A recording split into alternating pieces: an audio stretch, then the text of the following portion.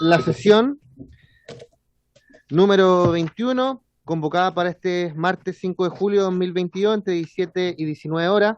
Tuvimos que iniciarla cuando estábamos en sala porque estábamos terminando la sesión especial y ahora la retomamos como corresponde. Y para iniciar, por supuesto, como es habitual, le doy la palabra a nuestra querida secretaria que dará lectura a la cuenta. Ya, antes de eso, les recuerdo a los diputados que están por Zoom que tienen que mostrarse, abrir el video. Ahí está la diputada Bravo, pero la diputada Cordero tiene que abrir su video.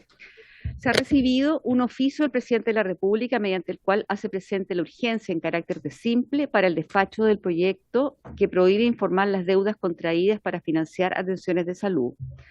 Un proyecto iniciado en moción de la diputada Ahumada y de otros diputados que modifica la ley 21.020 sobre tenencia responsable de mascotas y animales de compañía para incorporar la obligación de esterilización como medida de protección y control de reproducción animal. Un oficio de la ministra de Salud, mediante el cual responde a uno de la comisión e informa, entre otras materias, sobre los posibles errores existentes en las bases de licitación de la construcción del nuevo Hospital Regional de Ñuble. Un oficio de la ministra de Salud, mediante el cual responde a uno de la comisión e informa sobre las razones del posible retraso de construcción del nuevo Hospital Salvador e Instituto Nacional de Geriatría en la comuna de Providencia. Un oficio de la Contraloría General de la República, mediante el cual responde a uno de la comisión e informa sobre la situación en que se encontraría un nuevo contrato que debiese suscribirse entre un laboratorio y la central de abastecimiento del Sistema Nacional de Servicios de Salud. Un oficio del director del Hospital Carlos Van Buren, mediante el cual responde a uno de la comisión e informa sobre la situación que afecta a una paciente, cuyas iniciales se señalan, que padece de enfermedad denominada síndrome SINCA-NOMID y requiere de un medicamento, el cual señala no constituye un medicamento de alto costo y no ha podido realizarse la importación con el laboratorio que lo produce debido a las condiciones de almacenamiento que ésta precisa. Señala además que a la paciente se le asignó control médico el 1 de julio recién pasado. El oficio de respuesta no será publicado por obtener información personal de la paciente. Un oficio del subsecretario de Redes Asistenciales, mediante el cual responde a uno de la comisión e informa sobre las condiciones contractuales de la concesionaria del Hospital de la Florida. Un oficio del ministro de Justicia y Derechos Humanos y del subsecretario de Redes Asistenciales, o sea, dos oficios, mediante los cuales dan cumplimiento a la Ley de Presupuestos de 2022. Una solicitud de la diputada Ahumada a fin de poner en tabla para su discusión solicita que se ponga en tabla para su discusión y posterior votación el proyecto sobre esterilización como medida de protección y control de reproducción animal. Una derivación de solicitud de audiencia del diputado Patricio Rosas a fin de recibir a representantes de Farmacias Cruz Verde, quienes presentan FEMSA Salud Chile, su proyecto corporativo, junto con abordar temas relevantes para la industria, especialmente lo referido al precio de los medicamentos. Una carta del presidente de Federación de Enfermedades Poco Frecuentes Chile, FEMPOF, mediante el cual solicita trabajar y apoyar a las enfermedades poco frecuentes, raras, huérfanos o sin diagnóstico, normando e incorporando dentro de la legislación sanitaria chilena 3 conceptos que indican los cuales son básicos e importantes. Una carta de un particular mediante el cual denuncia 3 situaciones que considera constituyen abuso o condiciones que no están debidamente reguladas en relación a las prestaciones de salud que se producen cuando ha necesitado la atención en un establecimiento de salud o por parte de un profesional del área que señala que no estarían debidamente reguladas por la legislación vigente. Y finalmente, una comunicación del señor, del fundador, presidente y representante legal de la ONG Desinflámate para la Medicina Social, mediante la cual solicita que se constituya una comisión investigadora para fiscalizar el plan. Seguimos cuidándonos paso a paso de la Subsecretaría de Salud Pública del Ministerio de Salud, el cual señala que está orientado a mitigar y no a prevenir la actual situación de desastre sanitario y discontinuidad educacional, demostrando en los hechos su ineficacia para alcanzar tal objetivo. Eso es todo. Muchas gracias, señora secretaria. Con respecto a la derivación del diputado Patricio Rosas de recibir a Farmacias Cruz Verde, ¿hay acuerdo para que yo reciba a las farmacias para, obviamente, disponibilizar recursos de tiempo esta comisión? ¿Hay acuerdo? Perfecto. Con respecto a la carta de la FEMPOF, señalando el tema de la legislación sanitaria en torno a las enfermedades poco frecuentes, yo creo que cada uno podrá leerla en su debido tiempo y por supuesto yo creo que hay espacio el día de hoy para avanzar esto. De hecho, prontamente va a haber un lanzamiento que está desarrollando la ex senadora Carolina Goich sobre el Plan Nacional de Enfermedades Poco Frecuentes, que sería interesante que todos tuviéramos acceso y pudiéramos analizar. Ahora, obviamente, con respecto a esto, ningún acuerdo todavía, porque hay que presentar los proyectos respectivos, pero hay que hacer las gestiones. Con respecto al particular, número 13, ¿hay acuerdo para derivar al Ministerio de Salud? Para tenga bien considerarlo. ¿Hay acuerdo? Perfecto. Y con respecto al punto 14, una atribución de una prerrogativa más que de la comisión del grupo de los diputados, constituir una comisión especial investigadora, así que si alguno lo desea constituir, bueno, es una facultad de los diputados, más que un acuerdo de esa comisión. Solicitarla. Con eso cerramos. ¿Qué le contesto a este caballero? Eh, Que los diputados van a estudiar la situación y van a ver si solicitan la sala la conformación de una investigación. O sea, es que es una prerrogativa de los diputados, no de la comisión, constituirla y que si es que algún diputado tiene a bien constituirla.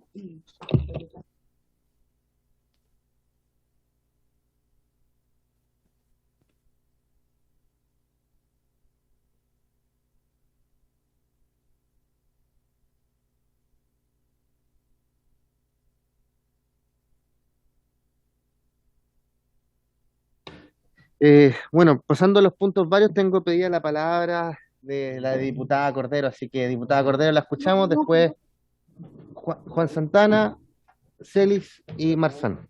Y después también, diputada Cordero.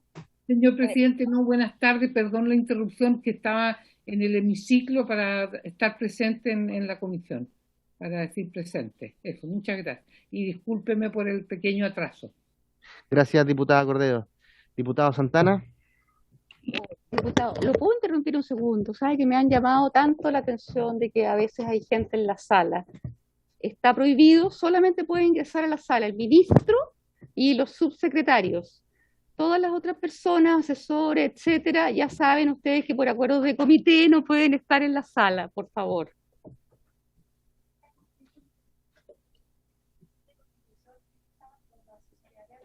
Entonces, usted, mire, estos son los acuerdos de comité, acuerdos de comité, y Constitución tendrá su problema aparte, pero a ver, yo creo que no es la instancia. Diputado Santana.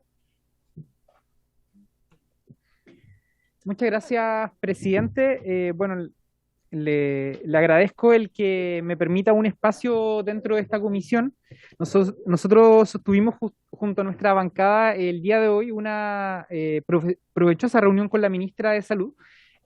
A quien le entregamos una carta que está firmada por la diputada Marzán y el diputado que le habla, que es la misma misiva que le quiero hacer presente a usted, en donde solicitamos a esta comisión y a su persona en su condición de presidente de la Comisión de Salud de la Cámara de Diputados, poner en tabla el proyecto denominado Cero Desecho, que es un proyecto que se despachó de la Comisión de Salud del Senado en agosto del año 2020 y cuyo principal objetivo es prohibir el botar alimentos que se encuentran a puertas de su vencimiento, pero que están en condiciones para el consumo humano.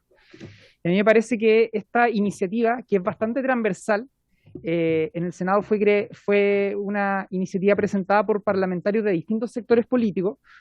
Me parece que hoy día tiene todo el sentido del mundo a propósito del contexto que estamos viviendo. Son 1.300 toneladas las que se botan de alimentos a lo largo de todo el mundo. En nuestro país, el 30% de los alimentos se desechan, y lo que buscamos justamente es dar una señal de consideración con el contexto alimenticio que estamos viviendo como país, y por otra parte con el considerable alza de precios y de productos que han generado una situación bastante dificultosa en la economía de miles de familias a lo largo de todo el país.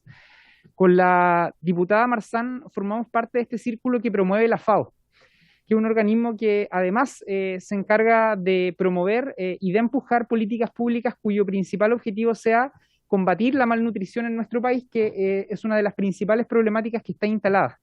Y pedimos muy respetuosamente, a través de una misiva que redactamos a su condición de presidente de esta comisión, la posibilidad de darle urgencia, poner en tabla este proyecto, darle celeridad, con el objetivo de convertirlo en ley y de dejar de mal aprovechar estos productos que podrían perfectamente servir para poder enfrentar distintos flagelos que hoy día nuestro país está viviendo a propósito de la crisis sanitaria y económica que estamos enfrentando. El boletín son boletines refundidos, 10.198-11, 10.337-11, 10.513-11.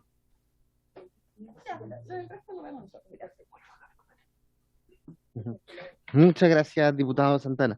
Bueno, a la solicitud tenemos una lista de espera de proyectos, al igual como el sistema de salud tiene su lista de espera, al igual esta comisión, que esperamos despachar anticonceptivos defectuosos, que es un proyecto de la diputada Roja, la modificación de la ley de Cartes Soto, el proyecto que le da urgencia simple al Ejecutivo, que es de deudas, para no informar deuda de salud.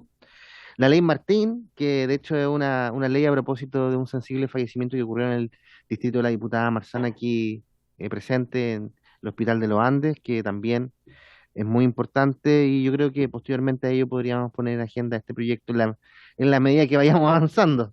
Así que encantadísimo, diputado Santana y también diputada Marzán, obviamente dentro de los tiempos que estamos manejando esta comisión tan movida. Diputada Marzán. Muchas gracias, presidente. Bueno, primero agradecer este espacio, la disponibilidad suya, y agradecer también al diputado Santana de poder trabajar en conjunto. Con respecto a esta solicitud que le estamos haciendo, entendemos la situación que usted nos expone de las listas de espera de los proyectos, y también entendemos y por eso es la solicitud tan especial y tan imperativa de nosotros como diputados, diputadas, porque hoy día estamos viviendo una situación particularmente crítica, no solamente en nuestro país, sino que a nivel mundial, sabemos y es por todos conocida. Y también yo creo que hoy día hay una tremenda oportunidad que tiene nuestro país con la situación sociopolítica que estamos viviendo, porque somos parte, y tengo el honor de presidir el Frente Parlamentario contra el Hambre y la Malnutrición, y estamos trabajando en conjunto con FAO Chile. También hemos tenido encuentros con senadores de España, con FAO en Roma hace poquito. Entonces, para que Chile vamos a postular, y va todo muy bien encaminado, presidente, para que Chile tenga la posibilidad de ser el próximo año 2023 la cumbre, sede de la cumbre mundial parlamentaria contra el hambre y la malnutrición. Entonces, justamente por proyectos como este, por situaciones que estamos viviendo, se nos hace profundamente necesario y que se tome bien esta solicitud. Muchas gracias. Como tengamos un compromiso, entonces, tenerlo aprobado, despachado antes de la cumbre, para tener una buena noticia que informar. Muy breve, por favor. Muy breve, que se me fue. Hay experiencia comparada acerca de iniciativas como esta. Yo se lo comentaba a usted hoy día en la mañana, particularmente el caso alemán ha sido bastante exitoso desde el punto de vista de una política pública que ha ido en beneficio de instituciones que cumplen una labor en orden a distribuir y a colaborar con alimentos con la población más vulnerable del país. Y por otra parte, un antecedente a propósito de lo que decía Carolina, es que yo creo que este es un proyecto, presidente, que puede ser un proyecto de fácil despacho, en el sentido de que genera un amplio apoyo de carácter transversal, y por lo tanto podría agilizarse dentro de su tramitación y, por supuesto, de las prioridades que tenga la comisión. Así que le reitero los agradecimientos por el espacio, y ojalá que se pueda convertir esto en ley. Gracias, diputado Santana. Vamos a dejar en stand-by al diputado Celi, diputado Lilayu. Muchas gracias, señor presidente. Yo quiero hablar sobre la vacunación. Gracias. Hace unos días atrás la ministra nos dijo le dijo al país que existe la posibilidad de una quinta dosis. ¿Ah?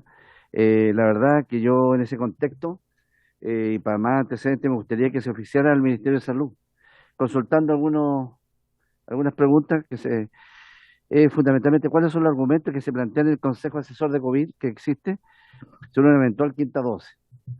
Dos, si se han iniciado las coordinaciones con el Ministerio de Relaciones Exteriores y Ciencia para la compra de dosis, porque hay que, me imagino si uno está planteando la posibilidad de quinta dosis, si es que tenemos el stock. ¿Y con qué laboratorios se han sostenido conversaciones para la compra de las nuevas dosis? ¿Y qué medidas se proponen para fomentar la vacunación con dosis de refuerzo que se ha visto ralentizada? En el fondo esas son las dudas que yo tengo y sería bueno que precavemos. Yo sé que ahora último, ayer creo que la ministra nos dijo que la cuarta dosis en general da 6 meses de una buena inmunización, pero como ya se planteó la quinta dosis, la gente está preguntando. Entonces, esa es la pregunta que quiero Pero usted quiere que lo oficiemos. oficiemos. ¿Hay acuerdo para oficiar en cuanto a la evidencia de una quinta dosis? ¿Entiendo yo? Eso. ¿Hay acuerdo? Perfecto, hay acuerdo. ¿No? ¿No? ¿No hay acuerdo?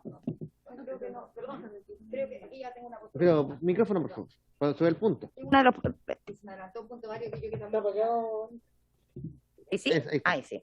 Se me adelantó un punto vario que quería plantear porque efectivamente estos días me tomé el tiempo de revisar bastante evidencia internacional que se está aplicando en otros países y la verdad es que lo que estamos viendo en este momento es que más bien se está haciendo un criterio de la población de riesgo para la vacunación. De hecho, se ha eliminado la vacunación en niños en varias partes. Entonces, creo que yo haría la pregunta al oficio como en otros términos más bien. No, Tratemos de llegar a un oficio que concilie O sea, ambas posturas. ¿Cuál claro, es su- claro, porque yo esta tesis es lo que quiero hoy día proponer, y esto además que la verdad es que esto va ganando como en sentido común, este cuestionamiento, tanto en el mundo médico como en el mundo social, o sea, la evidencia hasta dónde nos muestra esta efectividad de seguir poniendo más y más dosis hoy día, y he visto realmente reportajes y artículos científicos muy interesantes de que la focalización sería más bien la medida hoy día, ya que pasamos a una categoría de endémica ya de la pandemia, ¿no?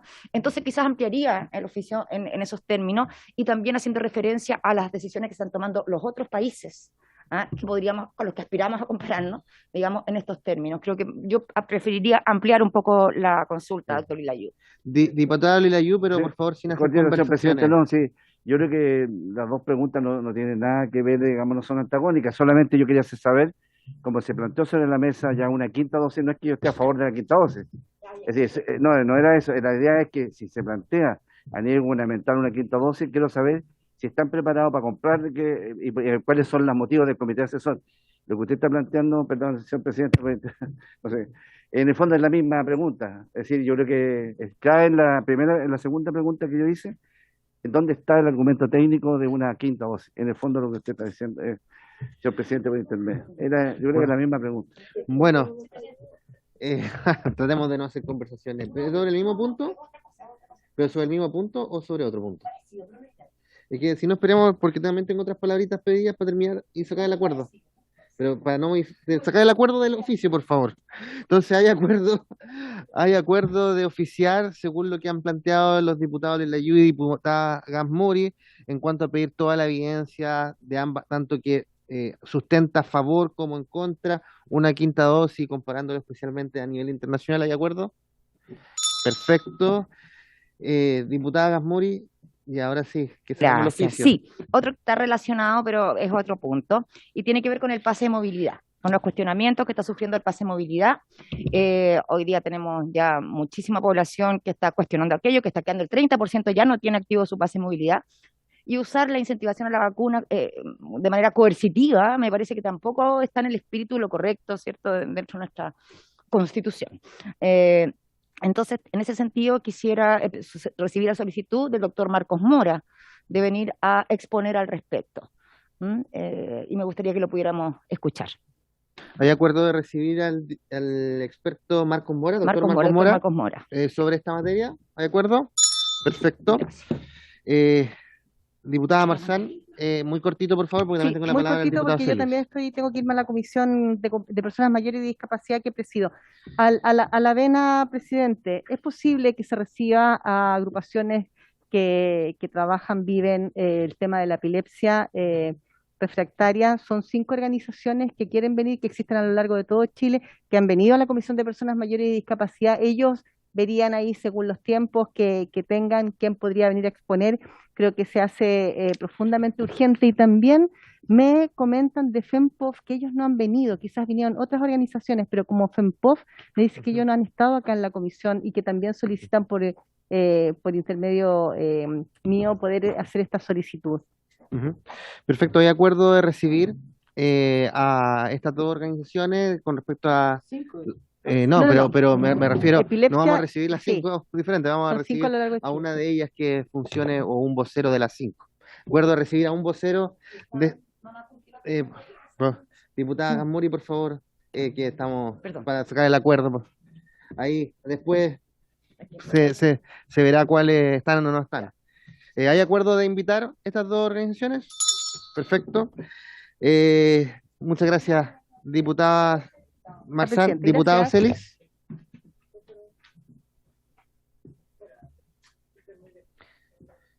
Gracias, presidente. Sí, voy a hacer lo más rápido posible para no leer completa la carta, pero creo que es importante. Ocupe el tiempo que tenga que ocupar, diputado. Gracias. Esta es una solicitud de oficio que va dirigida a la señora ministra de Salud, por quien habla y le hace llegar una denuncia y solicita la fiscalización del Ministerio de Salud. Señalo que en mi calidad de diputado de la República, mi obligación es de fiscalizar, he tomado como conocimiento, siendo diputado de la República y miembro de la Comisión de Salud de la Cámara de Diputados y Diputadas, la práctica ilegal del ejercicio médico por parte de don, no voy a dar el nombre por razones obvias, quien figuraría en el registro de prestadores con título o habilitación profesional de cirujano dentista. He tenido a la vista que el cirujano dentista se promociona en redes sociales como docente especialista en estética facial y corporal, desarrollando y ofreciendo cursos a través de la OTEC. No voy a dar el nombre de la OTEC, pero sí lo voy a acompañar por una cuestión de la presunción de la inocencia. Tales como, es decir, él ofrece cursos a través de esta OTEC, tales como hilos faciales, ácido hialurónico, manejo de plasma, manejo de Dermapen, drenaje linfático, toxina botulínica, plasma gel con ácido hialurónico, etcétera. Una serie que está aquí nominada y que para qué leerla si va a constar en el acta. Hago presente que a la autoridad sanitaria que el cirujano dentista ejerce la docencia y práctica ilegal de la profesión al realizar cirugías y procedimientos estéticos en un campo que la normativa sanitaria expresamente no le faculta en su calidad de cirujano dentista, pues se trata e interviene directamente a pacientes sin los conocimientos médicos adecuados y suficientemente calificados. Por lo anterior, solicito que se instruya a la ministra o al Ministerio de Salud una fiscalización, pueda constatar in situ si dichos procedimientos y o cirugías se practican en salas autorizadas y bajo la estricta supervisión médica que se requiere, tal cual como lo señala hoy la legislación vigente. Pongo en conocimiento además las direcciones donde esta persona realizaría estas prácticas, que tampoco las voy a mencionar por razones obvias. Los anteriores recintos, que los menciono, no contarían con todas las acreditaciones y autorizaciones requeridas por la autoridad sanitaria para realizar procedimientos y cirugías como las descritas y que promociona el cirujano dentista. Entonces, esta es una denuncia que yo quiero hacer llegar a través de un oficio para la señora ministra, para que ella pueda investigar y, si estima pertinente, hacer la denuncia respectiva ante el Ministerio Público. Diputado Palma, ¿usted tiene algo sobre el punto? Sí, breve, por favor. Sí, quiero hacer una pregunta, me parece muy grave. ¿Por mi intermedio? Por su intermedio, señor Gracias. presidente. Es que la pregunta va dirigida a usted, señor presidente. Quería saber, en aquellos casos que uno tenga conocimiento, porque yo tengo conocimiento de ejercicio ilegal de la profesión, de hecho, sé de un caso concreto de un centro médico en Puente Alto, en mi distrito, donde se falsificaba la firma y el timbre de una matrona de un CEFAM de la comuna, y que lleva años en la fiscalía y no ha llegado a norte. ¿qué injerencia tenemos nosotros como comisión? Esa es la pregunta. Bueno, nosotros tenemos la facultad de oficiar a quien nos parezca necesario para poner estos antecedentes en el conocimiento. Obviamente, no necesariamente tiene que ser expuesto aquí en la Comisión de Salud. Cualquier diputado individualmente puede oficiar en esta materia. Así que no es necesario presentarlo, el diputado se ha deseado presentarlo, está en su derecho, vamos a tomar el acuerdo con respecto a esto, pero obviamente podemos oficiar. Así que hay acuerdo para oficiar al Ministerio de Salud en la materia que ha planteado el diputado Celis, reenviando la carta, o por supuesto que a él le ha llegado. ¿Hay acuerdo? Sí. Perfecto. Son 2 puntos ya. Está apagado, está apagado. Muchas gracias. Ahí sí, ya. No, tomamos conocimiento de un segundo caso donde también hago la denuncia y solicito que fiscalice el Ministerio de Salud y se la dirijo a la ministra del ramo. Digamos. Se trata de la práctica ilegal del ejercicio médico por parte de doña, aquí está el nombre, pero no lo voy a decir acá, quien figuraría en registro de prestadores con título o habilitación profesional de cirujano dentista. Pongo en vuestro conocimiento que la señalada se promociona en redes sociales como especialista en estética y armonización facial avanzada, desarrollando su actividad profesional en la comuna de, no lo voy a decir, pero no en la región de Valparaíso en todo caso, y en otra comuna que sí es de la región de Valparaíso. Es del caso que esta profesional de la salud se promociona como especialista en realizar diversos tratamientos, muchos de los cuales escapan abiertamente y flagrantemente a aquellas actividades que le son permitidas y que figuran reguladas en la normativa sanitaria vigente, de las cuales puedo detallar, entre otras, lifting de glúteos con hilos tensores, relleno con ácido hialurónico. ¿Cuánto? Usted sea un médico, por favor.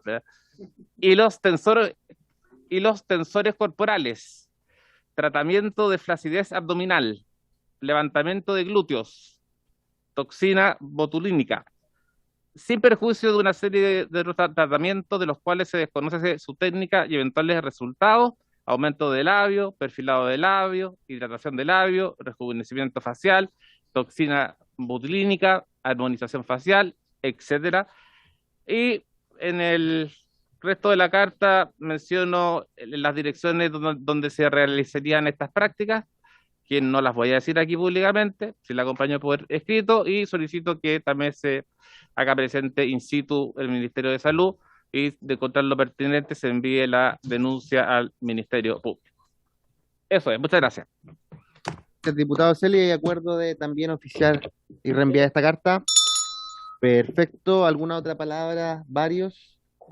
¿Algún diputado o diputada aquí presente? Si no hay ninguna, pasamos a la orden del día, que tiene como primer punto continuar el estudio del proyecto de ley que modifica el Código Sanitario para establecer una presunción de responsabilidad civil por los daños causados por medicamentos anticonceptivos defectuosos. Para esta sesión hemos invitado a la señora Javiera Mardones Kruslovic, disculpen si no lo pronuncio bien, de la Corporación Miles, y a la representante de la Asociación de Abogadas Feministas AOFEM. Participa la directora ejecutiva, señora Danitza Pérez Cáceres, que las tenemos conectadas, ¿cierto? Entonces, partimos con la señora Javiera Mardones, de Corporación Miles, hasta por 10 minutos, luego continuamos con la señora Danitza Pérez, y después de ambas presentaciones damos espacio para que las señoras diputadas y señores diputados puedan hacer consultas. Señora Javiera, le doy la palabra. Tiene también posibilidad de compartir. Muy buenas tardes, diputados y diputadas presentes. Agradezco la invitación a exponer en esta comisión, principalmente sobre la perspectiva que tiene nuestra corporación respecto a este proyecto de ley, el cual se relaciona con la labor que nosotras desarrollamos en la protección y defensa de derechos sexuales y reproductivos. Bueno, a modo introductorio, resaltar que es relevante destacar que durante el año 2020 el Instituto de Salud Pública decretó varias alertas sanitarias en torno a pastillas anticonceptivas defectuosas por fallas en la composición de las mismas, hechos que se han repetido en la actualidad. De hecho, en marzo volvieron a levantarse 2 alertas sanitarias nuevamente. De todas maneras, no podemos negar que el caso más paradigmático por la magnitud de las mujeres afectadas ha sido el caso Anulet CD. Por nuestra parte, por el monitoreo que realizamos como Corporación Miles Chile en materia de derechos sexuales y reproductivos, tomamos conocimiento y acompañamos a más de 200 mujeres en el proceso de mediación con el Consejo de Defensa del Estado. Sin embargo, de acuerdo a la información que nos ha entregado la autoridad, existían más de 380.000 mujeres bajo el control de dicho anticonceptivo al momento de levantarse las alertas, por lo que no resulta posible determinar en la actualidad la magnitud del problema ni la cantidad de mujeres afectadas. Bueno, aquí quiero agregar que durante este acompañamiento que realizamos pudimos identificar diversas falencias en el sector público de salud en la entrega de los métodos anticonceptivos, pero también en los procedimientos de constitución de causal en virtud de la ley 21.030, y en las cuales se levantaron diversas propuestas dirigidas al Estado, las cuales fueron finalmente rechazadas en este proceso, habiéndose frustrado la mediación. El Estado tampoco aceptó otorgar medidas paliativas y de apoyo social a las mujeres afectadas, tales como salud mental, entrega de fármacos, favorecer el acceso a vivienda, asegurar el acceso a educación preescolar u otros programas sociales de atención y cuidado. Tampoco se hizo cargo de brindarles la oportunidad de acceder a la interrupción voluntaria del embarazo, obligándolas a transitar por este embarazo no deseado o planificado con todos los cambios que aquello trae aparejado para sus proyectos de vida. Bueno, aquí quiero agregar que los daños que sufrieron las mujeres afectadas fueron diversos e incluso se constituyeron como formas adicionales de discriminación. Nos vimos enfrentadas a situaciones de angustia, depresión, dolor físico, mujeres tuvieron que renunciar a sus estudios, fueron despedidas de sus trabajos, empeorando así su situación socioeconómica, que para muchas ya era precaria, y teniendo a cargo también la responsabilidad de varios hijos, hijas o parientes enfermos dependientes. Aquí quiero resaltar que es importante entender que el embarazo no deseado o no planificado desde una perspectiva jurídica puede dar paso a daños indemnizables por la grave afectación que trae aparejada para el proyecto de vida de las afectadas y a su derecho a autodeterminarse. Entonces, quiero destacar que existe jurisprudencia comparada en esta materia. Tenemos al Tribunal Supremo Español que relaciona este tipo de casos con la lesión a la dignidad humana, y también jurisprudencia en las Cortes del Reino Unido y Escocia, las cuales determinan daños indemnizables producto de afectación emocional, pérdidas de ingresos durante el embarazo, gastos de nacimiento, daños en la economía familiar, entre otros. Específicamente en nuestra legislación y en nuestra jurisprudencia tenemos el caso Rosas Bahamondes con Servicio de Salud Chiloé del año 2016, en la cual se decreta una indemnización por daño moral y se reconoce expresamente a la afectada el derecho a decidir sobre su propio cuerpo.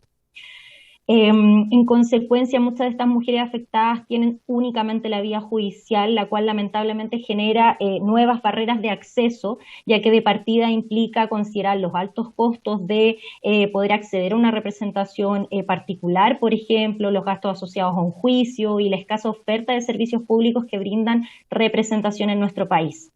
Y ya una vez iniciado el juicio tenemos que enfrentarnos a los estándares probatorios, a la carga de la prueba que finalmente no considera las asimetrías existentes entre las partes del proceso, recayendo sobre la persona afectada acreditar todos los elementos de la responsabilidad pese a su situación más desventajada y con menor acceso a la información. Esto a modo general. Igual quiero comentarles las barreras específicas en el ámbito probatorio que nosotras pudimos identificar en el caso, que se reflejan principalmente en 3 puntos. El primero dice relación con que la alerta levantada por el ISP fue poco efectiva y muchas de estas mujeres no pudieron percatarse ni tener claridad si habían o no consumido el lote defectuoso de las pastillas. Eso ya las deja en desventaja por no poder contar, por ejemplo, con el blister defectuoso para la prueba. Por otra parte, identificamos obstáculos o derechamente la negativa en la entrega de la ficha clínica a las usuarias, lo cual es una vulneración del derecho al acceso a la información de la ley 20.584. Y también identificamos problemas en el sistema informático RAYEN que no permitía identificar la trazabilidad en la entrega de estos lotes defectuosos. Entonces, por eso este proyecto de ley que estamos apoyando como corporación es relevante, ya que establece un procedimiento menos revictimizante que el actual, más acotado, con mayor posibilidad de indemnización y también con sanciones más duras. Aquí quiero resaltar 3 puntos del proyecto que considero relevantes. En primer lugar, el cambio de procedimiento. Actualmente, si se desea iniciar una acción judicial, las mujeres cuentan con la posibilidad de iniciar un juicio civil de acuerdo a las normas del juicio ordinario, existiendo diversos trámites al interior del mismo que implican una excesiva duración del mismo y también, por ende, un resultado que no es oportuno ni efectivo. Entonces, este proyecto implica el cambio de procedimiento a un juicio sumario, el cual naturalmente reduce de manera significativa el tiempo de tramitación, pues no contempla ciertos trámites y también reduce, acorta algunos plazos. El segundo punto es el tema de la carga de la prueba. Actualmente, de acuerdo a nuestra normativa, la persona perjudicada tiene que probar el defecto, el daño y la relación de causalidad entre ambos. Es decir, tiene que probar que el medicamento tenía un defecto que disminuía o anulaba su efectividad, que el embarazo se produjo como consecuencia de esto y los daños que se le ocasionaron. Es decir, podemos estimar que es una carga de prueba desproporcionada y que no resulta lógica si consideramos que las fallas son alertadas por la autoridad competente luego de una investigación y también nos enfrentamos a mujeres que están consumiendo estas pastillas como método de regulación de su fertilidad. Es decir, la consumían por bastante tiempo y también quedaron embarazadas en el periodo de distribución. Aquí el proyecto establece una presunción de la relación causal al comprobarse la existencia del embarazo y la alerta emitida por el ISP, lo cual de todas maneras no deja exenta a estas personas a tener que probar todos los demás elementos de la responsabilidad, lo cual se debate en el procedimiento respectivo. Y por último, el punto de la retroactividad, es decir, la aplicación retroactiva de todos estos cambios normativos a aquellas personas afectadas por estas pastillas desde el año 2020, lo cual considero que es un punto crucial para la discusión y la aprobación del proyecto, ya que permite demostrar un real compromiso de reparación para estas mujeres afectadas por el caso ANULET-CD, con el objetivo de asegurar de manera efectiva su acceso a la justicia y a la reparación integral por estas graves vulneraciones a sus derechos sexuales y reproductivos. El hecho de que actualmente el Estado de Chile no haya efectivamente reparado a estas mujeres ni aplicado garantías de no repetición nos hace cuestionar el cumplimiento por parte del mismo de la normativa internacional en estas materias y también las recomendaciones dadas por órganos supervisores de los tratados. Quiero destacar acá la respuesta dada por diversos organismos de las Naciones Unidas a una comunicación urgente que presentamos por parte de nuestra corporación y en dicha respuesta se exhorta expresamente al Estado de Chile en 5 puntos. El primero es garantizar la calidad y eficiencia de las pastillas anticonceptivas a través de un control de calidad exigente y una adecuada fiscalización. El segundo es garantizar bajo cualquier circunstancia el acceso a servicios y productos de salud sexual y reproductiva, debiendo también erradicar las barreras relativas a la interrupción voluntaria del embarazo. También tomar todas aquellas medidas para garantizar el acceso al aborto sin barreras a aquellas mujeres que decidan acceder a él, derivado de esta situación de negligencia por parte del Estado y de la acción de los laboratorios, y también a realizar un acompañamiento de estas maternidades no planeadas a través de ayudas económicas, de inclusión social, empleo, entre otras. Cuarto, levantar la prohibición de difusión de información contenida en la Ley 21.030 y por último, garantizar el acceso a servicios de aborto durante el primer trimestre del embarazo sin restricción alguna. En consecuencia, estimamos que aprobar el proyecto de ley en cuestión es una garantía mínima que las y los legisladores deben ofrecer a todas estas personas consumidoras de pastillas anticonceptivas, considerando que por un lado los hechos relatados constituyen graves vulneraciones a los derechos sexuales y reproductivos de muchas mujeres en nuestro país, y por otro también que en la mayoría de estos casos son mujeres que se han visto enfrentadas a un embarazo no deseado o planificado por no estar reconocido en nuestra normativa nacional el derecho al acceso al aborto libre. Muchas gracias. Gracias a ustedes. Le damos entonces ahora la palabra a la directora ejecutiva de ABOFEM, la señora Danitza Pérez, hasta por 10 minutos, y luego damos espacio para preguntas de las señoras y señores diputados. Señora Danitza. Muchas gracias, presidente. Bueno, en primer lugar, agradecer la invitación a participar en la discusión de este importante proyecto. Bueno, este proyecto, como decía mi compañera anteriormente, nace a propósito de un grave error que cometen determinados laboratorios, en particular el laboratorio Silesia y laboratorio Andrómaco, ante la comercialización y la distribución de pastillas anticonceptivas defectuosas, que incluso a través de contratos de licitación con el Estado se entregaron gratuitamente en distintos establecimientos de salud pública y que generan un número importante de embarazos forzados, y voy a explicar por qué me refiero de esta manera, y que son los que ha mencionado Javiera, que se llevaron ante la mediación con el Consejo de Defensa del Estado, y que también el ISP sancionó con una multa de 1.300 UTM. Ahora, el problema radica, y que constituye la idea matriz de este proyecto que está en discusión, en que este procedimiento y la multa que se aplica tiene un destinatario claro, que es el fisco, y que no soluciona, no repara ni facilita la participación de las propias afectadas dentro del proceso. Así las cosas, el procedimiento actual de defensa tiene dos problemas particulares que tendríamos que considerar. Por una parte, la sanción administrativa por el ISP, que resulta ser el instrumento inmediato para investigar y sancionar estos hechos, no contempla mecanismos de reparación para las afectadas, debiendo éstas someterse a un juicio ordinario a través de una demanda de indemnización de perjuicio para poder buscar algún tipo de reparación por las consecuencias de por vida que significa un embarazo no planificado y frente al cual ellas tomaron todas las medidas que se podían realizar. Ahora, para este procedimiento además tienen que pasar por dicha mediación previa, lo que en este caso tampoco sirvió para poder conseguir algún tipo de reparación por parte del Estado. Luego, en el proceso judicial propiamente tal, hay una obligación de probar el nexo causal que va a recaer sobre las mujeres, y esto lo que implica es finalmente una doble victimización o revictimización, pues van a ser ellas las que van a tener que soportar el embarazo no deseado, frente al que tomaron todas las medidas, una vulneración grave a su libertad sexual, derechos sexuales y reproductivos, y además pasar por un proceso judicial extenso, costoso y con la carga de probar el daño que se está alegando. Todo esto sin considerar la asimetría de poder que existe entre las partes. Todo lo anterior, además, está frente a un escenario en el cual tenemos una deuda enorme con los derechos de las mujeres, toda vez que los derechos sexuales y reproductivos no tienen reconocimiento actual en nuestro ordenamiento, y todo, además, en un marco donde el aborto en 3 causales está absolutamente limitado por las mismas causales y también por una institución de objeción de conciencia tan amplia y escasamente regulada que permite que incluso un campus universitario sea objetor. En este sentido, recordamos que en noviembre del año pasado además se rechazó el proyecto de despenalización del aborto hasta las 14 semanas de gestación, por lo que además tiene sanciones penales que están incorporadas.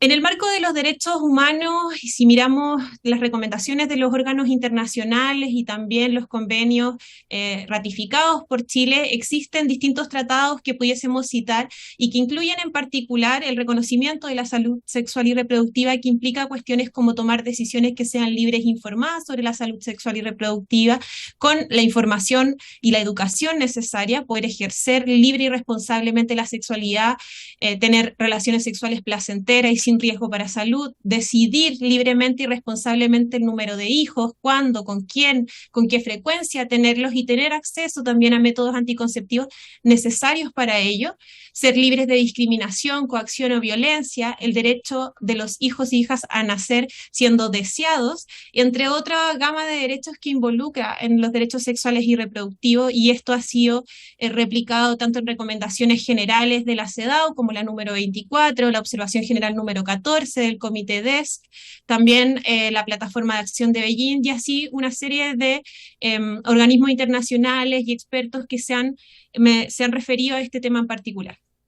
En ese sentido, este proyecto creemos que es una tremenda ganancia para lo que hoy día existe, en primer lugar porque incorpora este nuevo artículo 111 y para hacer inaplicable a Cenabás la excepción cuando se trate de efectos de medicamentos anticonceptivos, luego porque incorpora esta presunción de causalidad cuando exista un embarazo y una alerta del ISP, para que sea carga del laboratorio en este caso o del Estado probar que el defecto no podría haber generado el daño, que es un embarazo no deseado frente al cual las mujeres tomaron todas las medidas necesarias. al mismo tiempo traslada el procedimiento desde un juicio ordinario a las reglas contenidas en los artículos 680 y siguientes del Código de Procedimiento Civil, acortando los tiempos que significa tramitar un procedimiento de este tipo, y eleva también las multas que el ISP puede imponer en este caso.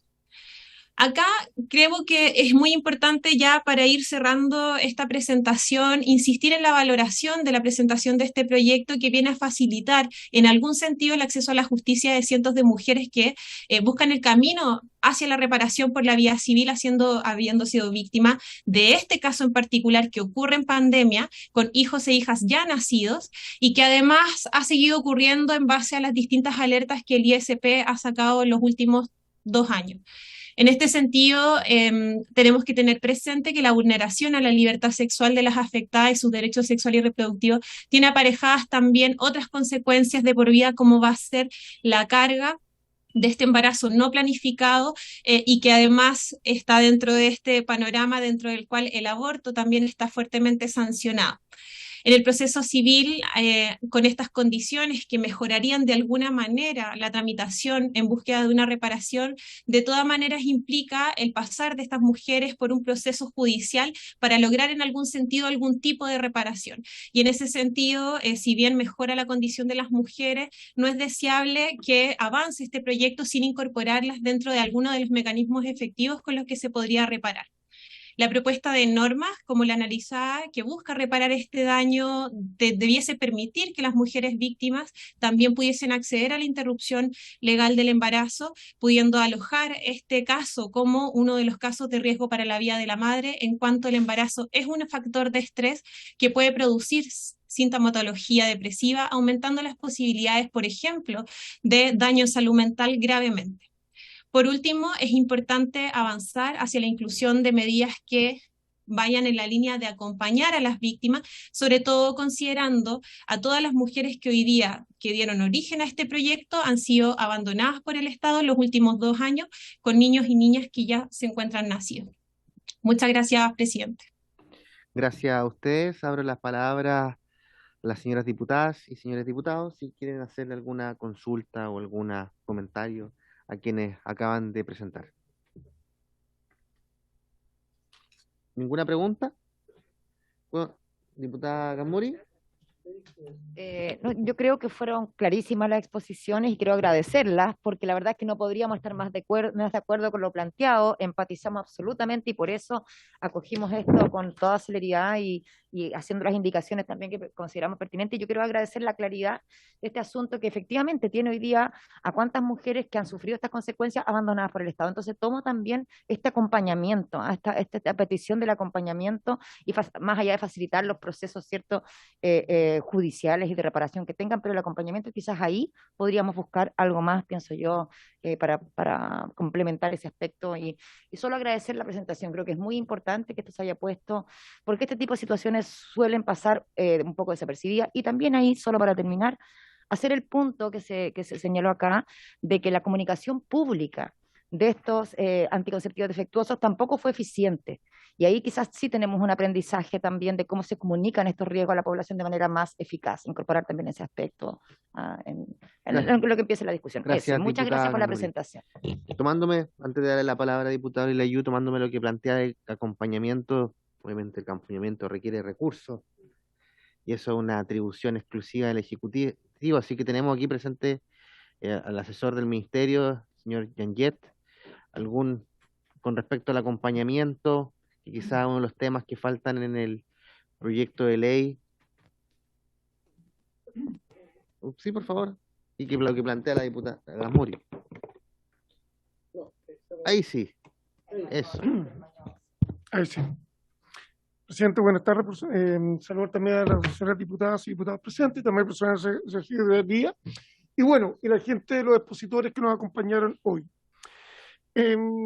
Presidente, efectivamente, este es un proyecto de ley muy importante. Es un proyecto de ley que hace relación con los derechos sexuales y reproductivos, que aborda como quizás ningún otro la perspectiva de género, que digamos que es parte prioritaria del programa de gobierno. Como muy bien han señalado las expositoras que nos acompañaron el día de hoy, aquí existe adicionalmente una ausencia, una causal de interrupción voluntaria del embarazo, que en el fondo implica que las mujeres sin su consentimiento, sin haberlo elegido, terminen en estado de gravidez o embarazo y de esta manera con embarazo no deseado que tienen que llegar a término. Estamos de acuerdo con varias de las cosas que se han planteado acá, nos parece sumamente acertado pasar de un juicio ordinario a un juicio sumario. Tenemos alguna duda que quizás la experta que lo han planteado quizás no podrían aclarar si lo tienen bien, respecto a la relación de causalidad que se establece en el nuevo inciso tercero del artículo 111J, porque está establecido quizás en términos, ustedes me corrigen por favor si lo estoy entendiendo mal, que cualquier persona que haya quedado, o sea, asumimos que está implícito, quizás no se dice, digamos, expresamente, pero asumimos efectivamente que esto se refiere a personas que efectivamente que han consumido o que han ingerido el medicamento anticonceptivo, que efectivamente respecto al cual se ha otorgado una alerta sanitaria. Eso de alguna manera es relación de causalidad, o eso efectivamente hay que acreditarlo de alguna manera, porque si no, todas las personas que efectivamente como se ve el tenor de la ley, todas las personas que eventualmente quedan embarazadas, podrían alegar, digamos, este tema, y a lo mejor eso creo que podría escapar un poquito del espíritu de la ley. Entiendo, como muy bien lo mencionaron ustedes dos, que esto se refiere a los lamentables casos de Celesi y Andrómaco que se produjeron los años anteriores, y por lo tanto tenemos un tema. Una pequeña también precisión respecto del proceso de mediación previa. La mediación es obligatoria para el ejercicio de acciones, me corregirá la señora secretaria, el ejercicio de acciones penales y no civiles. Me parece que el ámbito que estamos hablando acá es el ámbito civil, más que el penal, o a lo mejor no distingue, pero si es solamente por la vía civil, no es necesario recurrir a una mediación. Y me permito poner antecedente también que aquí hay un tema muy importante con la mediación, que cuando se refiere a prestadores privados, la mediación es pagada. ¿Ah? Ojo con ese tema, porque eso también es una barrera de acceso, nos pasa sobre todo con las corporaciones municipales, por ejemplo. Sí. Pero con respecto al acompañamiento. O sea, con respecto al acompañamiento, no hay programas que nosotros tenemos de acompañamiento, presidente, y efectivamente yo puedo explorar, digamos, pero es una posibilidad real, cierta y concreta, que el Ministerio efectivamente pueda, dentro del presupuesto, digamos, que estamos conversando el próximo año, incorporar también una línea de acción, digamos, de acompañamiento acá en este caso. Eso, digamos, lo podemos traer, digamos, en la próxima semana, si no dan ese plazo, para poder, digamos, conversar ese tema. Muchas gracias. Con las consideraciones que tenemos que le plantear. Muchas gracias. Diputado Lilayú. Aló. Bueno, aquí estamos hablando también de unos conceptos también, decir que el embarazo, ¿cierto? Un niño, en sí mismo un daño, yo creo que conceptualmente, por lo menos para mí, me parece grave. Es decir, un niño no es un daño, se habla de daño. Yo creo que sí lo que dice el señor abogado, señor presidente, del acompañamiento en cuanto económico, solventar gastos asociados, etcétera, estoy totalmente de acuerdo que aquí hay un daño. También el hecho de que es difícil también en algún momento, es decir, el uso de anticonceptivos, ¿cómo probamos que también fue mal tomado por la persona? Si aquí estamos hablando específicamente de un medicamento que estaba fallado, pero también evidentemente si hay alguna persona que quiera agregar algo como si fuera una mala toma, es decir, ¿cómo podemos decir que el medicamento está malo? Eso es lo que quiero decir, que se lo tomó la persona mal. Es que se puede abrir una caja de Pandora. Esa es mi aprehensión, señor presidente. Gracias, diputado Villalbiu, diputado Romero y después diputada Estudillo. A ver, dos cosas. Yo creo que respecto al tema de la mediación, a mí me parece que la mediación en este caso estamos hablando de los efectos del uso del medicamento, no o de los dispositivos anticonceptivos, no de la prestación de salud, que por ejemplo podría ser el tema de que si se atendiera con un ginecólogo y de eso pudiera derivarse una responsabilidad médica. Aquí estamos hablando que el producto está defectuoso. No, estamos hablando del producto defectuoso. Por lo tanto, yo creo que se excluye el tema de las prestaciones de salud de la ley que establece la mediación. El segundo punto, que dice relación con la carga de la prueba, que está en el inciso final del 111J, a mí me parece que en verdad las personas tienen normalmente muchas dificultades para poder probar ciertos hechos. Y los laboratorios y en general las industrias tienen más mecanismos y acceso a demostrar que ellos han obrado con diligencia, han hecho las pruebas clínicas, tienen las certificaciones correspondientes, lo que no puede hacer normalmente una persona. A mí me parece adecuada esta norma porque en verdad obliga a un estándar mayor de seguridad que tienen que tomar la industria en general. Más certificaciones, someterse voluntariamente a testeo y tener esas mediciones porque ellos le va a corresponder demostrar. Aquí no hay una, por así decirlo, no hay una presunción de derecho, por así decirlo, que significa que por el hecho del embarazo o por el hecho de una alerta emitida por el instituto, el laboratorio o el propietario de la licencia de ese producto tiene que pagar, sino que por el contrario, él va a poder demostrar que tiene las pruebas al día, que tiene sus registros al día, que ha hecho los testeos correspondientes. Esto le facilita la vida a las personas. Yo creo que va en la línea correcta, presidente. Quería hacer esas precisiones, no más, presidente. Muchas gracias. Gracias, diputado Romero. Diputada Astudillo, si quería intervenir.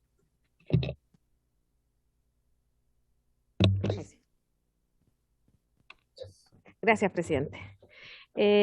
No, dos cosas. Una, dejar en claro que ninguna de nosotras, y creo también interpretar a las personas que expusieron hoy día, pensamos que un niño en sí es un daño. No, diputado, no, por favor, que no se lleve allá el debate. O sea, el daño es que una mujer no estaba preparada, no estaba en las condiciones económicas, emocionales, sentimentales para recibir un niño en el momento y no puede decidir, para que quede claro.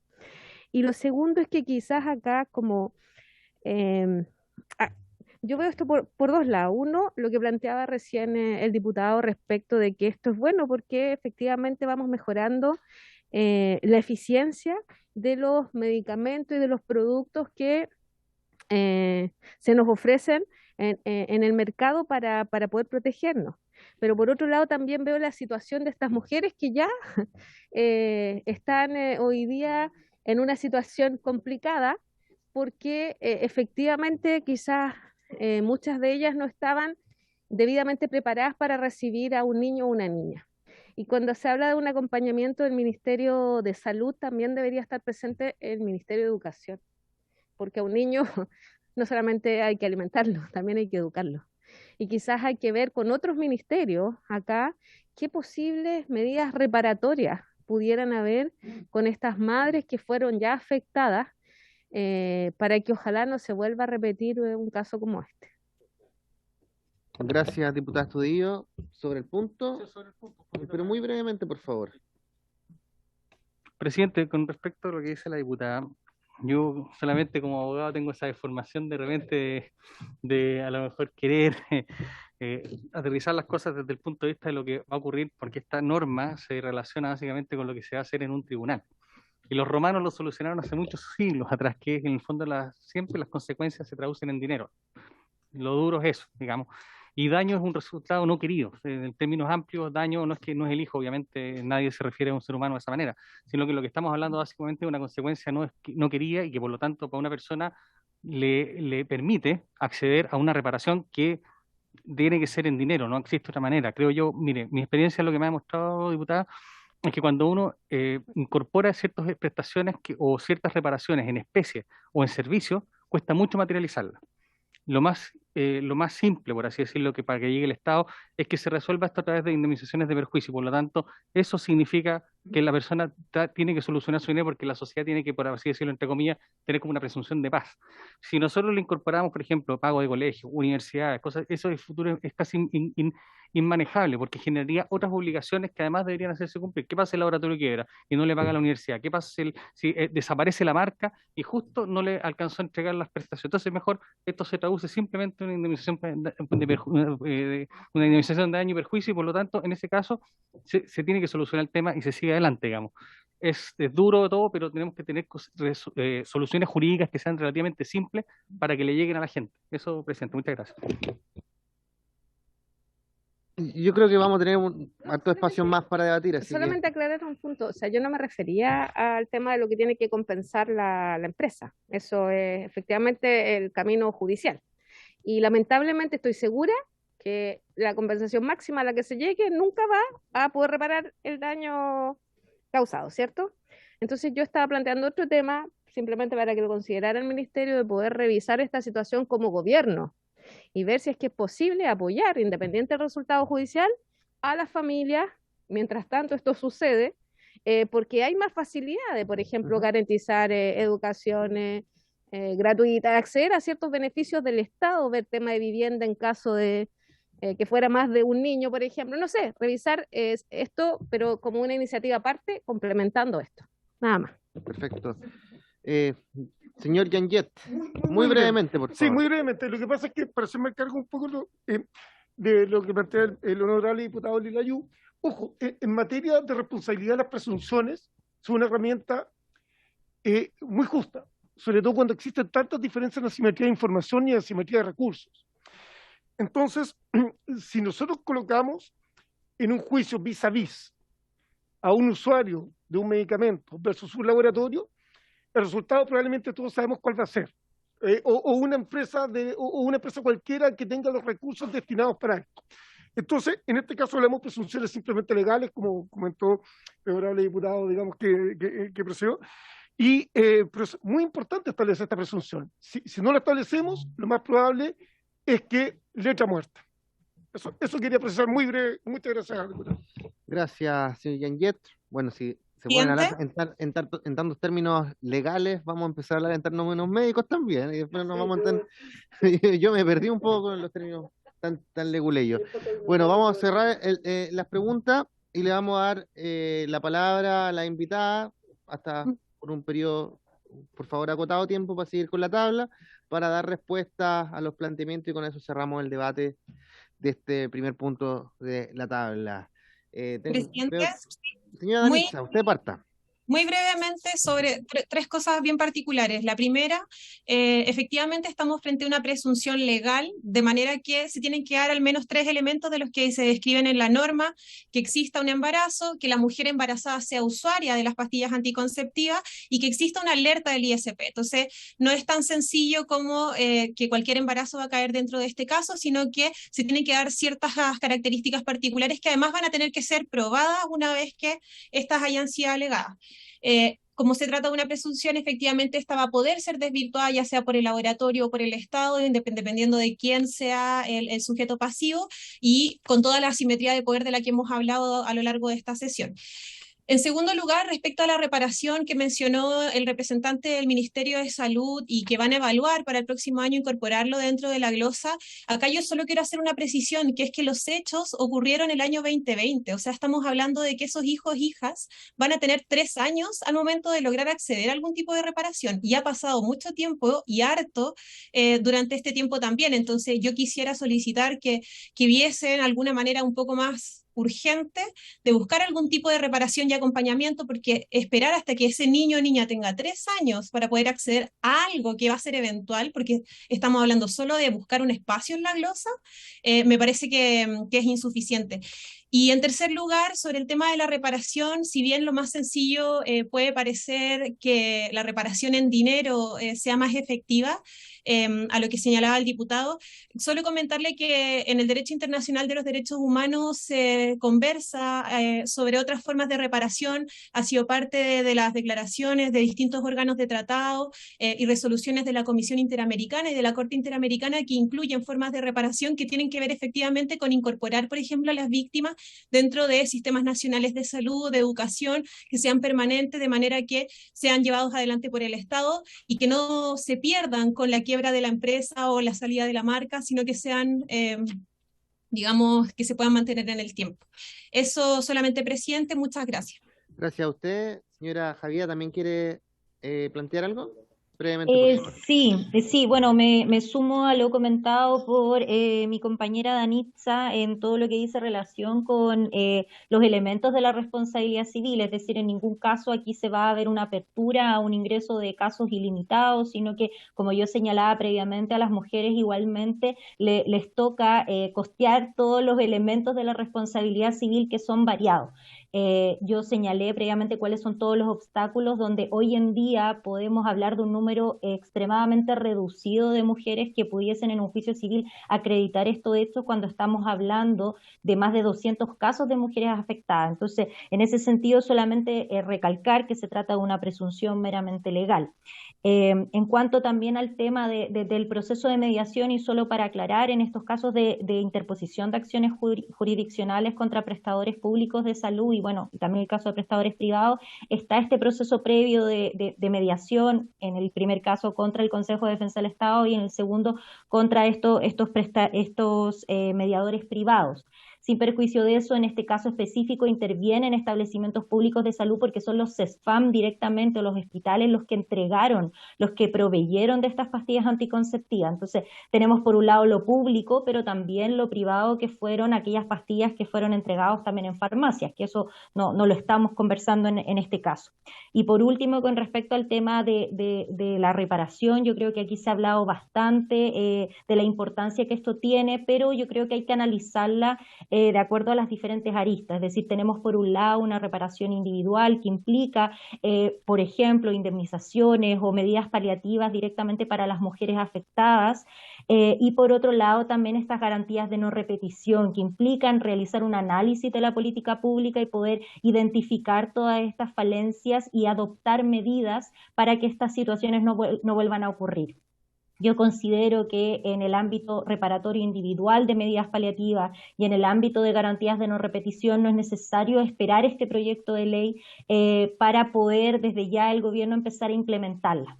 Entonces, esto obviamente es un cambio normativo importante, pero para aquellas mujeres afectadas que finalmente tienen que acceder a la justicia para poder recibir alguna medida de reparación. Muchas gracias. Bueno, con esto damos por terminado el primer punto del día y pasamos al segundo, que tiene como objeto iniciar la discusión del proyecto de ley que modifica la ley 20.850, que crea un sistema de protección financiera para diagnóstico y tratamientos de alto costo y rinde homenaje póstumo a don Luis Ricarte Soto Gallegos para modificar la distribución del fondo y lograr una mayor disponibilidad de recursos en beneficio de los pacientes, proyecto que es de mi autoría y ha sido firmado por varios integrantes de esta comisión, y que voy a tener brevemente los minutos también para no aburrirlos tanto de presentar, así que si le pido a la señora Silvia si me puede por favor poner la presentación. Sí.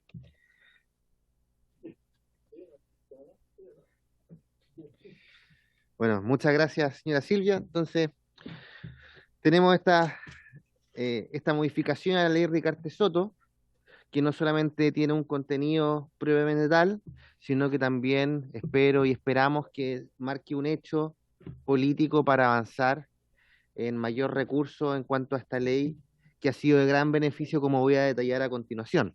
Siguiente, por favor. Este gráfico a mí me encanta ponerlo siempre en todas las presentaciones, y que como pueden ver son dos cubos. Un cubo grande que nosotros utópicamente diseñamos y que sería el sistema de salud perfecto, que tiene tres ejes, que es aumentar las personas que acceden al sistema de salud, llegar al 100% que accedan.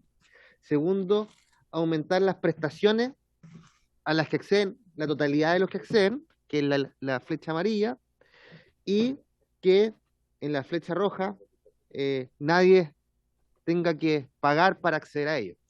Obviamente en un sistema ideal, que sería el cubo transparente, todos accederían, todas las prestaciones y sin tener que desembolsar recursos directamente.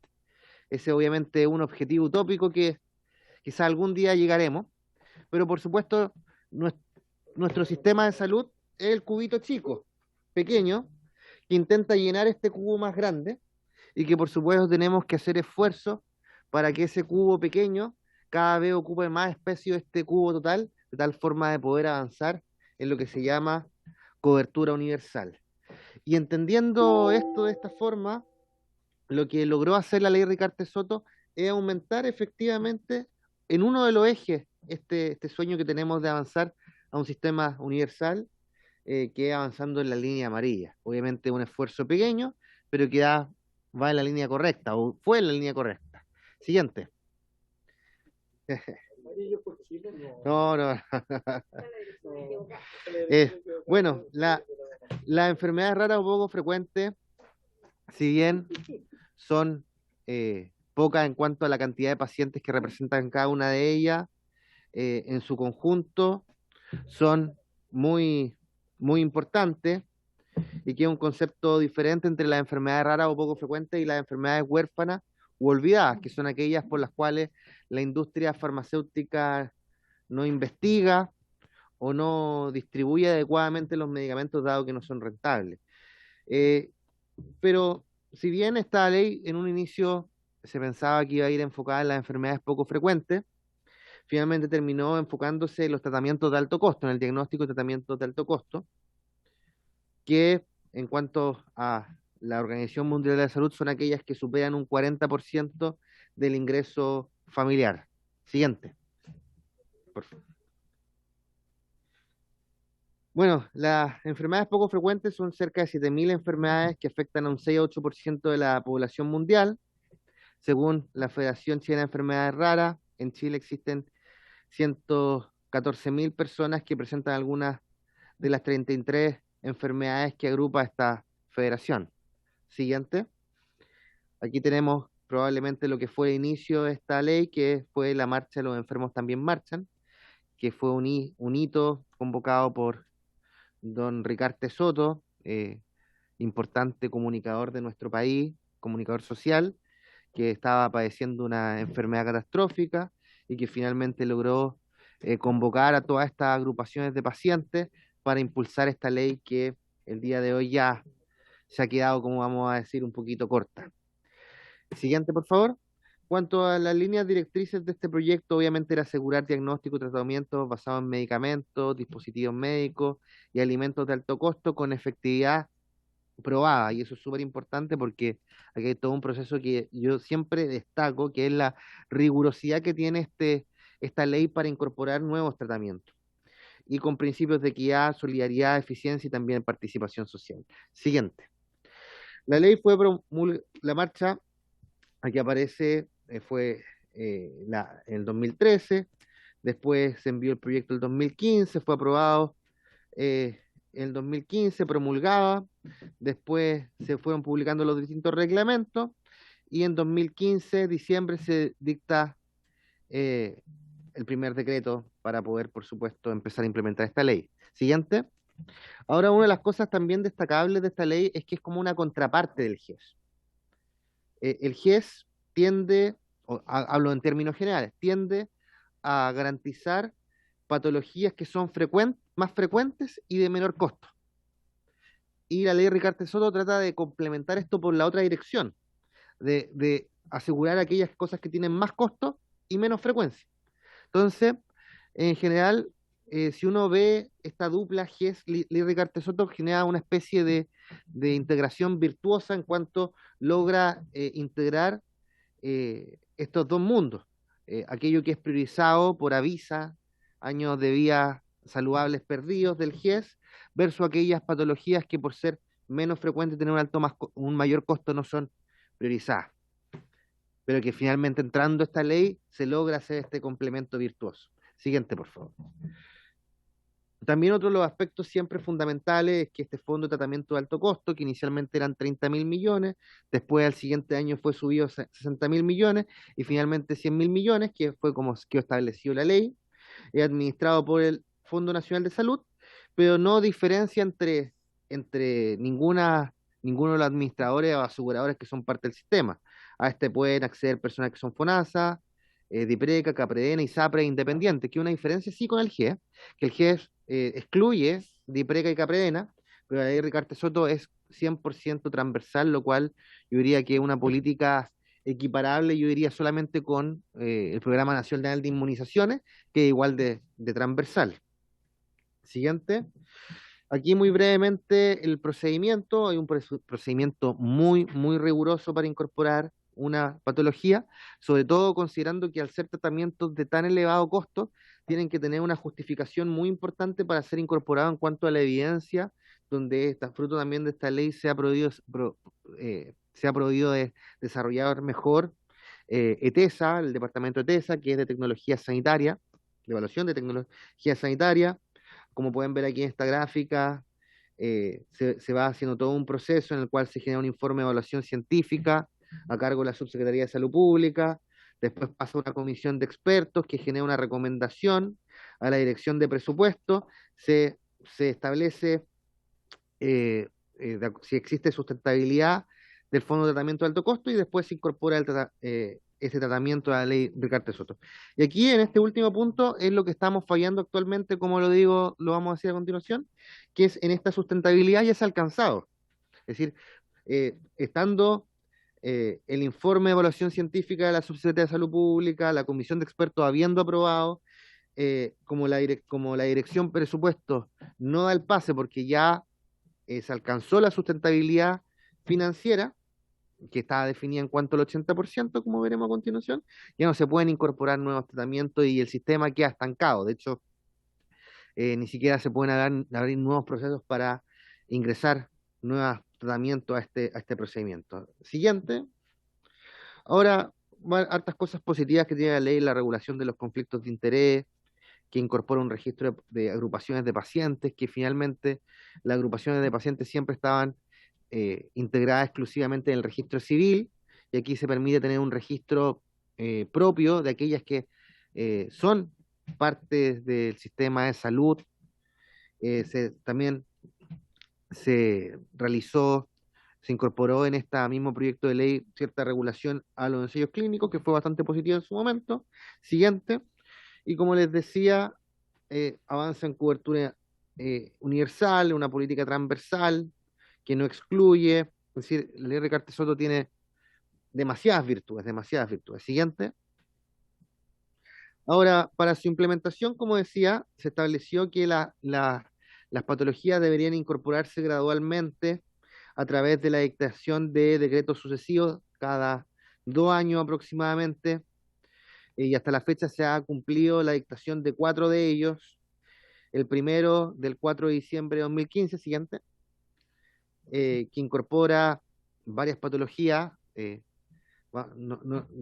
Algunas de ellas son la mucopolisacaridosis tipo 1, tipo 2, tipo 4, la tirosinemia tipo 1, artritis reumatoide refractaria, el Gaucher, esclerosis múltiple. Aquí le estoy sacando pica a los abogados que nos sacan pica a veces. Sí. Sí. Siguiente. Claro.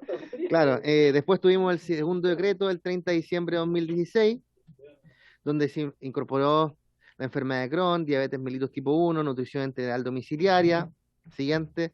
Después el 6 de marzo de 2018, donde se incorporó el angioedema hereditario, distonía generalizada, tumores endocrinos pancreáticos. Lo muy positivo es que...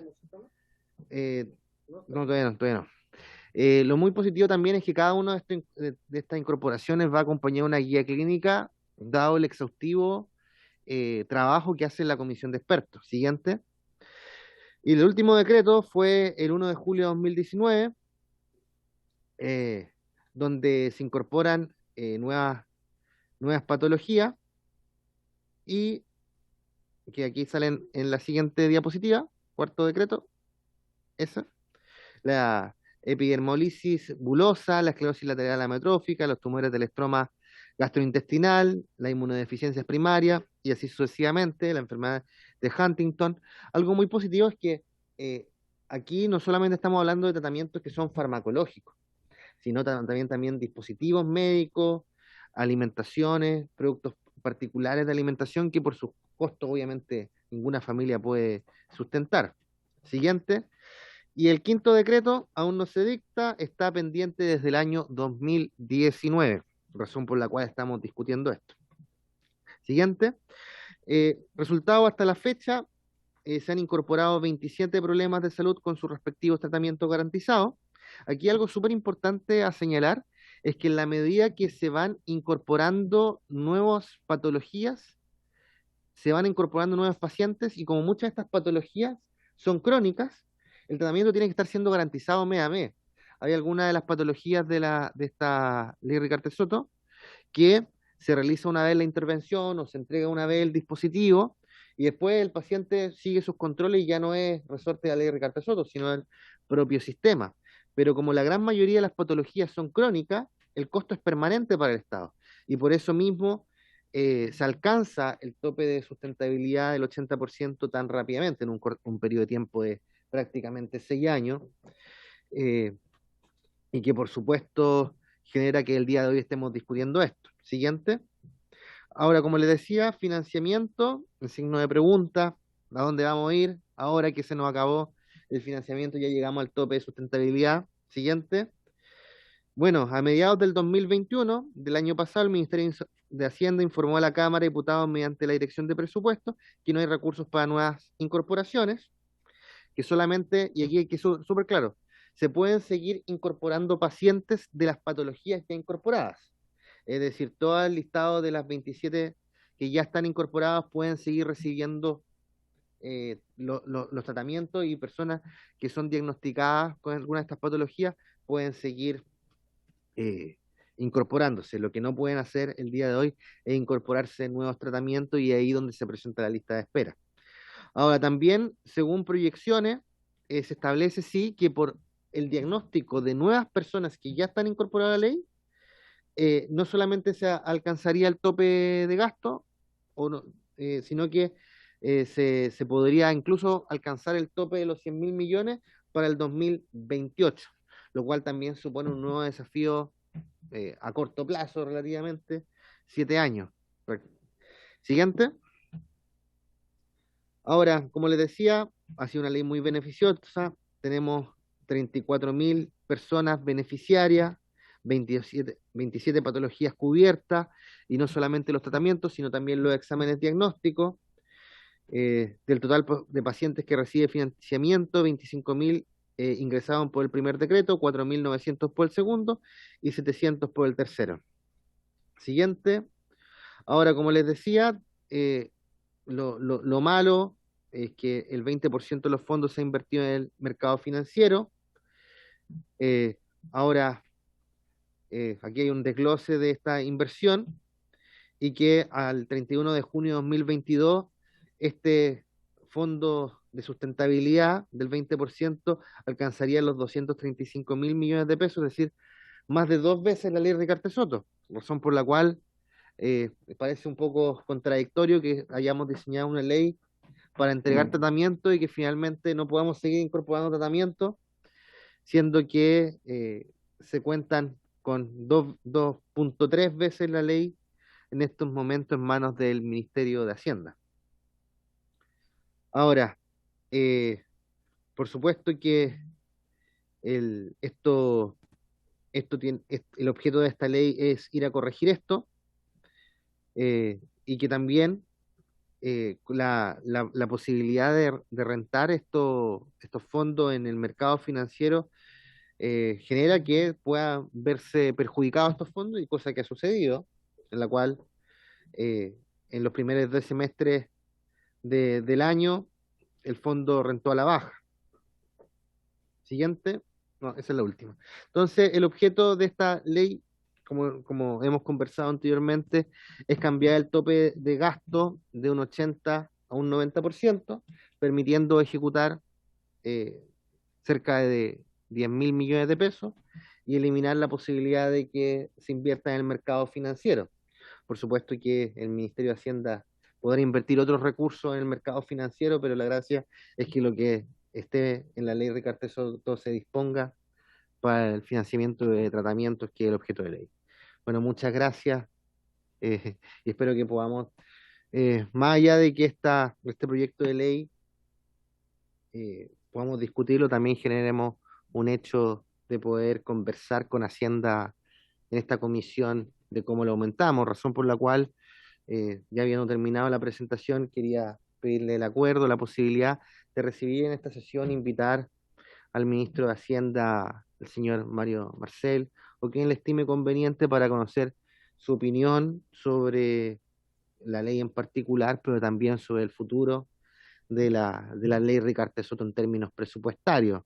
Sabemos que está difícil en estos momentos, pero hay que hacer el esfuerzo por nuestros pacientes. El tema de la salud es fundamental. ¿Hay algún comentario, pregunta, diputado Ilayú? Yo, mucho más que pregunta, yo primera cosa felicitar a usted, presidente, porque bueno, que vamos a hablar de la ley Ricardo Soto, que yo creo que todos sabemos la utilidad y lo que ha servido para todos los chilenos. Pero lo novedoso es cómo usted de alguna manera está sacando alguna, como dice, de un sombrero, plata para aumentarlo. Yo creo que solamente felicitarlo, presidente, para contar con mi voto en todo lo que sea en este tema. Gracias, diputado Ilayud. Bueno, si no hay más palabras, era el diputado Romero. No se preocupe. No, solamente, por supuesto, lo apoyamos, presidente, y felicitamos esta instancia, así que, por supuesto, yo creo que nadie se va a negar en esta comisión a que podamos avanzar en esto que es tan importante y que podamos seguir dándole más músculo a esta ley de Ricardo Soto que tanto bien le ha hecho a nuestro país. Diputado Romero, ahora sí. Sí, gracias, presidente. También felicitarlo a usted. Realmente estas son leyes que vale la pena tramitarlas. Y es importante lo que usted está señalando, presidente, en el sentido de que ojalá involucremos a autoridades del gobierno, porque yo tengo el justo temor, presidente, y se lo advierto, que nos ocurra lo mismo que pasó con otros proyectos de ley que de repente el Senado los vaya... Usted tuvo que dar una lucha para que nosotros pudiéramos pasar los exámenes de admisibilidad de esta norma. Y por lo tanto yo veo con preocupación que si no contamos con la ayuda del gobierno en este tema, en esta etapa final, donde vamos a tener que a lo mejor meternos un poquito más en detalle con platas, posiblemente se pueda caer en algún trámite dentro de la Cámara o eventualmente en el Senado. Gracias, presidente. Gracias. Bueno, ¿hay acuerdo de invitar al ministro de Hacienda? Perfecto.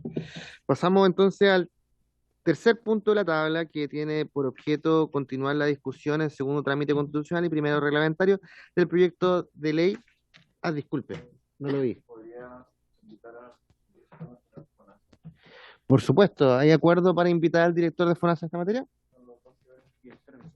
Ahora, en todo caso, me reuní personalmente con el director de FONASA y le planteé el tema de la ley de Ricardo Soto, y él me comentó que ellos no administran esos fondos, que en la práctica termina administrándolo el Ministerio de Hacienda y la IPRES más que ellos mismos, pero, o sea, yo hice el trabajo prelegislativo con el director de FONASA al menos, pero...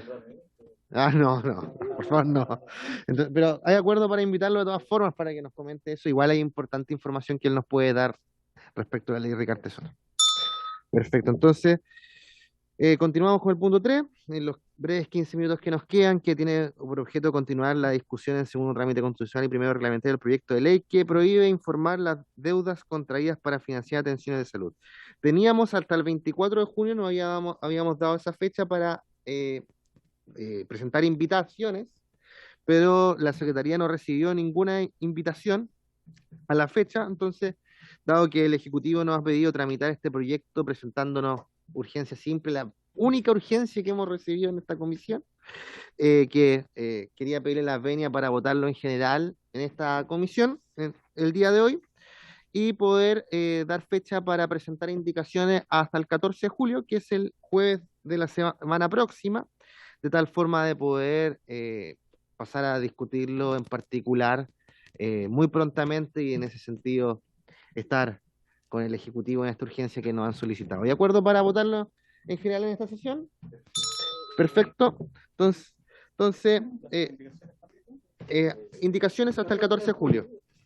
Perdón, presidente. Sí. Presidente, este es un proyecto de artículo único. La Secretaría me podrá ratificar si existe su artículo transitorio, lo deja hacer artículo único. Y en ese caso se podría votar en general en particular al mismo tiempo. Si es así, ¿se nos podrían ratificar eso? Para poder, el transitorio se considera entonces un artículo, digamos. Sí, okay. Sí.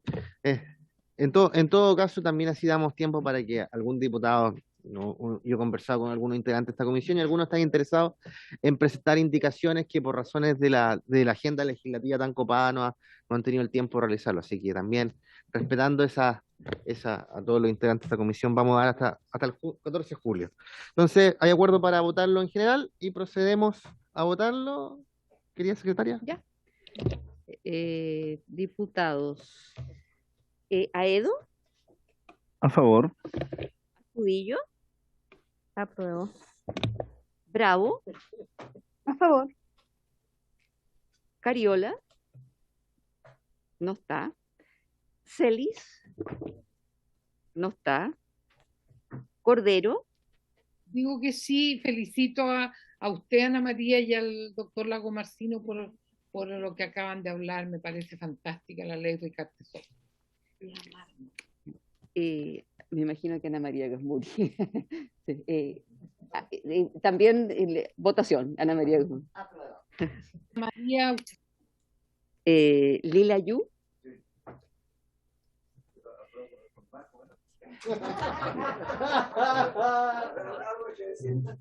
Afirmativo, digamos. Molina. Molina no está. Palma. Apruebo. Romero. Rosas. Lagomarsino. A favor. 4, 6, 8, 10 votos a favor, 0 en contra y 0 abstenciones. Entonces está aprobado en general. Bueno, damos por concluido entonces el tercer punto de la tabla, que eficiencia, por favor, como avión. Y como les decía, reitero que vamos a tener hasta el 14 de julio para ingresar indicaciones, cosa de el 19 de julio, ponerlo en tabla para votación en particular, respetando aquí sí la urgencia simple que nos ha ingresado el Ejecutivo. Y pasamos al último punto de la tabla, en estos breves 12 minutos que nos quedan, que es el título quinto del Código Sanitario sobre las profesiones médicas y también, las profesiones de salud, del equipo de salud, técnico, etcétera, y preguntarle al asesor Yanjet, que no, yo me siento engañado prácticamente, se suma la diputada Gasmuri sobre el retiro de estas indicaciones. Yo sé que mi línea de crédito va a la baja, presidente, pero le pido por favor, digamos, un par de ideas más. ¿Ya? Efectivamente, hay algunas cosas a las cuales estamos haciendo cargo. No está en cuestionamiento la decisión. Simplemente nos han pedido que robustezcamos un poquito más la argumentación. Les quiero contar que ya llevamos 7 reuniones con los colegios profesionales. Este viernes es la 8ª reunión. Que esté muy bien, diputado. Este viernes es la 8ª reunión. Hemos avanzado. Todos los que empezaron, todos siguen, incluso se han incorporado más colegios. Así que eso, pero esperamos retirar y tener también en este tercer trimestre nuevas indicaciones, que eso es lo otro también que esperamos por contar. Eso es el presidente. Diputada Gasmuri. Gracias, presidente. No se prendió. No veo, ahí. Sí, muchas gracias, presidente, por su intermedio. Decirle al don Jaime que la verdad es que estén conversando con los colegios profesionales no veo qué relación tiene con que no puedan retirar esto. O sea, no creo que una cosa sea condición de la otra en absoluto. Y por otro, que usted me diga que las indicaciones que vamos a retomar esto el tercer trimestre me parece como un poco lejos. Si pudiera responder. Sí. Usted muy bien dice, no hay ninguna relación entre uno u otro. Simplemente quiero ratificar también la voluntad del Ejecutivo de presentar nuevas indicaciones sobre este proyecto de ley. Y que esas indicaciones van a partir de un proceso participativo que fue iniciado y liderado por ustedes, que es justamente el reclamo que hay respecto a los colegios profesionales con indicaciones anteriores, con lo cual no quiero hacer ningún juicio de valor sobre el gobierno anterior, simplemente manifestar lo que es, digamos, lo que ellos no han comentado. O sea, que efectivamente que en este sentido estas reuniones tienen por objeto nutrirnos de elementos para hacer las nuevas indicaciones. Pero efectivamente, como usted muy dice, uno no es condición de otro. Estamos totalmente de acuerdo con eso. Y respecto de las nuevas indicaciones, estamos... Permiso, presidente. Disculpe que sea majadera, disculpe. ¿No? Es que... No, por su intermedio, presidente.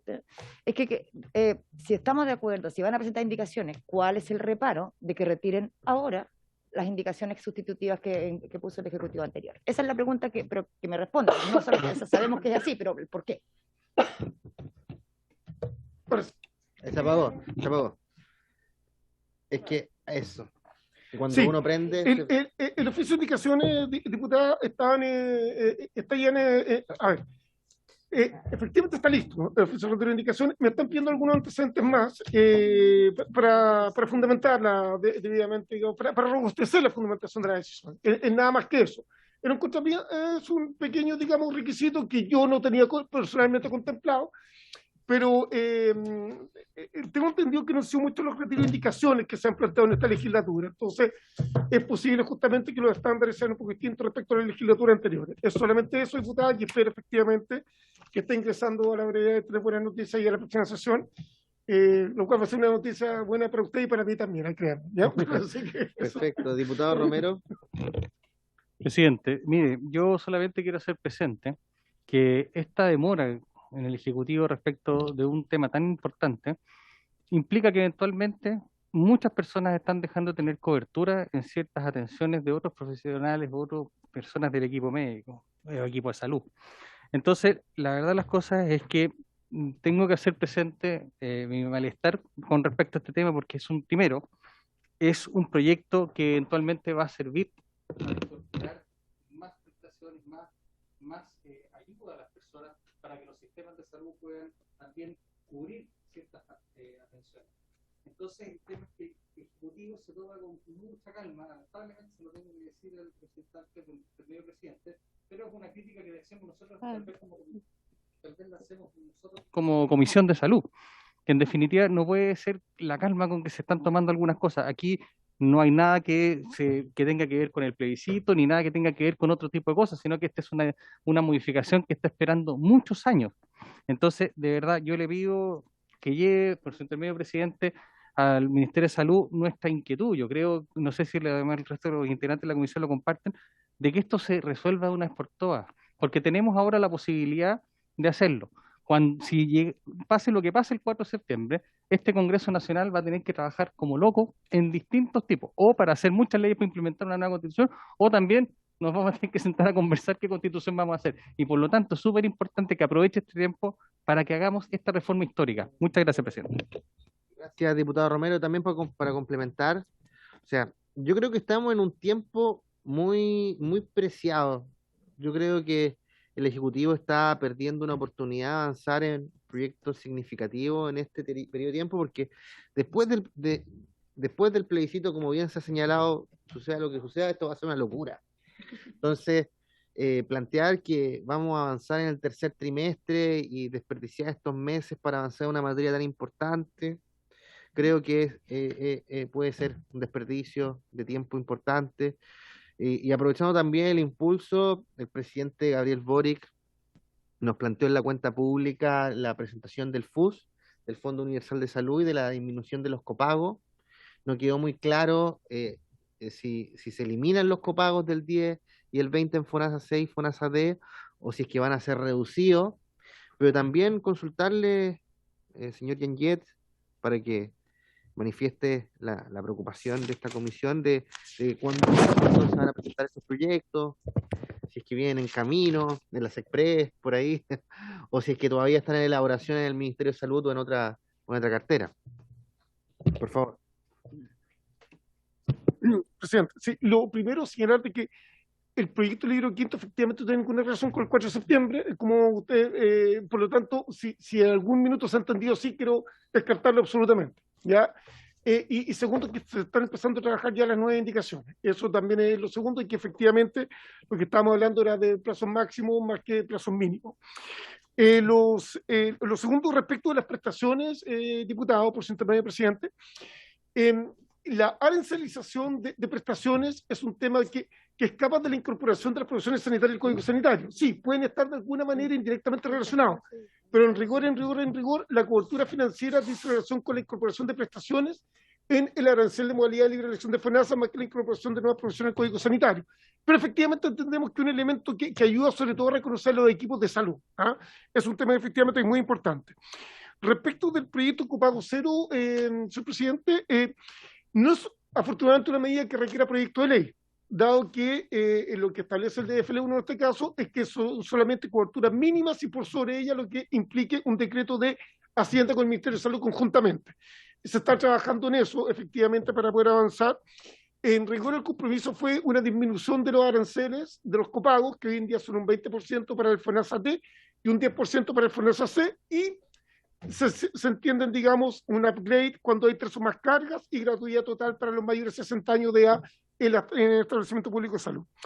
Respecto al FUS, hay un equipo que se está conformando para empezar a trabajar esto, para hacerlo con la celeridad que nos está el presidente. No puedo hablar de fechas todavía porque aquí sí tengo que hacer un punto que es la reforma tributaria. ¿Ah? Que es la reforma tributaria. O sea, ¿cuál va a ser la magnitud del FUS y cuáles van a ser los, en definitiva, el contenido final? Ahí sí tenemos que estar un poquito en lo que es la reforma tributaria, como les comentamos respecto a este proyecto de ley hace unos meses atrás. Sin perjuicio de ello, la reforma no es solamente el FUS, son varias cosas más, y eso efectivamente esperamos tenerle buenas noticias mucho antes de esto. Muchas gracias. Tengo la palabra de la diputada Bravo, hace rato. Después le doy al tiro la palabrita. Diputada Bravo.